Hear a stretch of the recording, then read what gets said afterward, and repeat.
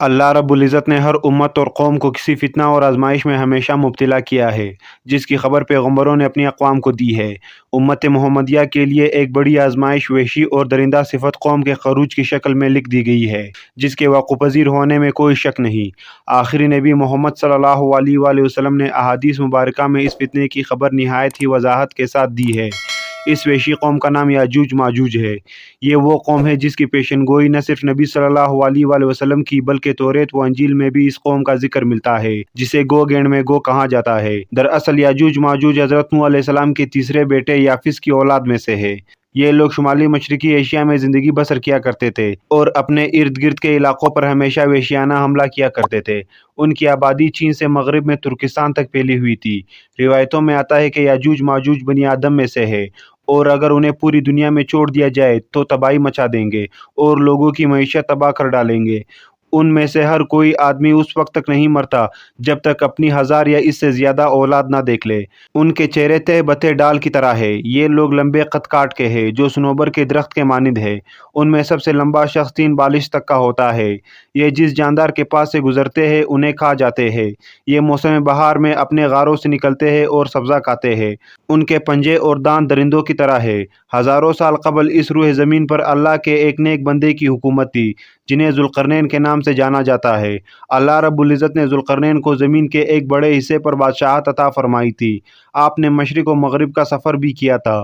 مورخین کے مطابق ذوالقرنین کے نام سے قرآن مجید میں جس شخص کا ذکر آیا ہے، دراصل وہ ایران کا عظیم بادشاہ خروش تھا، جسے سائرس اعظم بھی کہا جاتا ہے۔ جب حضرت ذوالقرنین نے شمال کا سفر کیا تو آپ کا گزر مشرقی ترکستان اور مغولستان کے علاقوں سے ہوا۔ یہ علاقہ 2 عظیم پہاڑوں کے بیچ آباد تھا اور پہاڑ کے اس پار یاجوج ماجوج رہا کرتے تھے۔ ان لوگوں نے ذوالقرنین سے یاجوج ماجوج کے فتنے کی شکایت کی اور کہا کہ یہ قوم بار بار ان علاقوں میں حملہ کر کے فساد پھیلاتے ہیں، لہذا حضرت ذوالقرنین نے اس سرکش قوم کی الغار سے حفاظت کی خاطر ان پہاڑوں کے درمیان ایک مضبوط دیوار تعمیر کروائی، جو لوہے اور پگھلے ہوئے تانبے سے بنائی گئی تھی۔ تعمیر مکمل ہونے کے بعد آپ نے اللہ کا شکر ادا کیا اور لوگوں کو آگاہ کیا کہ یہ دیوار وقتی طور پر اس قوم سے حفاظت کرے گی، لیکن ہر چیز فنا ہو کر رہتی ہے، لہٰذا ایک دن یہ دیوار بھی ٹوٹ جائے گی اور یاجوج ماجوج ان علاقوں سے نکل کر تمام زمین پر پھیل جائے گی، جیسا کہ اللہ نے قرآن مجید میں ارشاد فرمایا، یہاں تک کہ یاجوج ماجوج کھول دیے جائیں گے اور وہ ہر بلندی سے دوڑتے ہوئے آئیں گے اور سچا وعدہ قریب آ لگے گا۔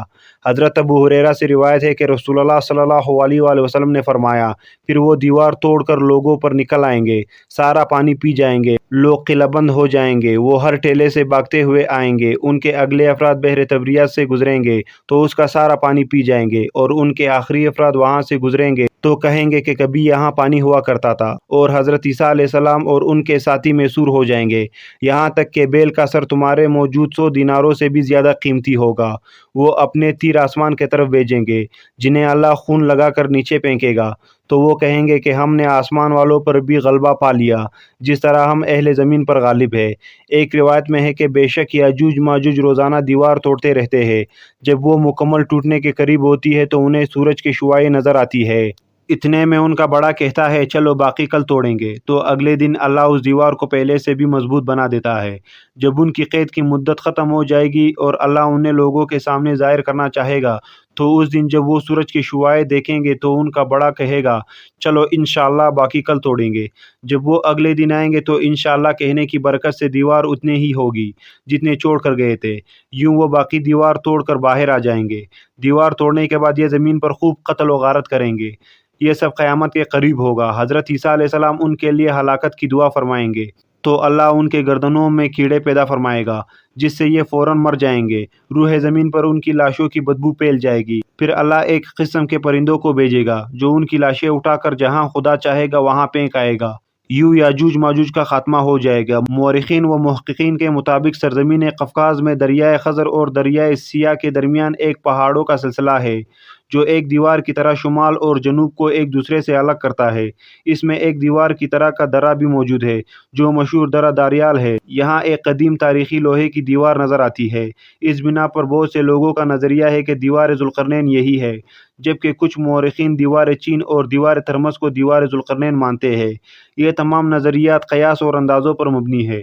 دیوار ذوالقرنین کہاں بنائی گئی ہے اور کہاں واقع ہے، اس کا علم اللہ تعالیٰ کو ہی ہے، اور وقت مقررہ پر اس دیوار کو یاجوج ماجوج توڑ کر نکل جائیں گے۔